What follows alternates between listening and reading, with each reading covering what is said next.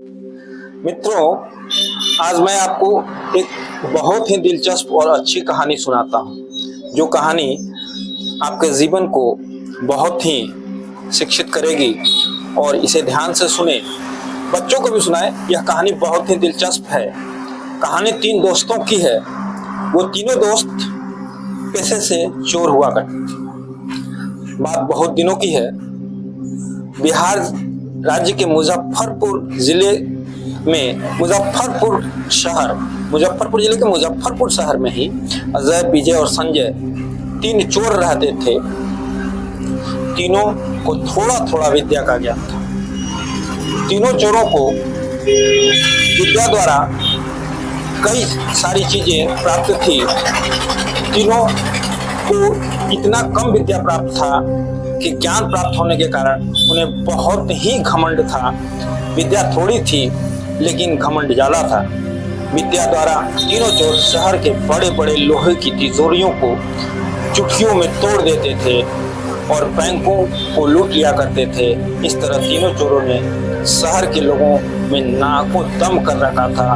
एक बार तीनों चोर ने एक बड़े बैंक में डकैती करके सारा माल उड़ा दिया।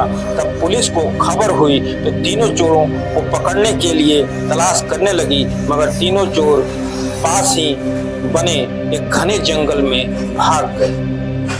तीनों चोरों ने देखा कि जंगल में बहुत सी हड्डियां बिखरी पड़ी है। अजय ने अनुमान लगाया और कहा, ये तो किसी शेर की हड्डियां हैं। मैं चाहूं तो सभी हड्डियों को अपनी विद्या के ज्ञान के द्वारा जोड़ सकता हूं।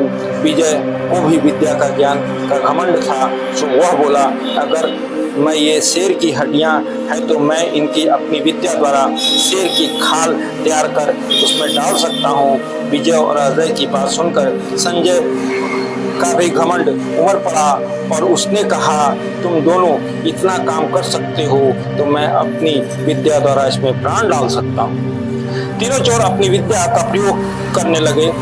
कुछ ही देर में अजय ने सारी हड्डियां जोड़ डाली और विजय ने शेर की हूबहू शक्ल दे दी और तीसरे ने उसमें जान डाल दी। थोड़ी ही देर में तीनों चोर सामने एक जीवित भयानक शेर देखकर थर-थर कांपने लगे, मगर शेर के पेट में तो एक दाना नहीं था। वो भूख के मारे ग्रस्त हुआ तीनों चोरों पर हमला कर बैठा और मारकर खा गया। शेर मस्त होकर घने जंगल की ओर चल गया।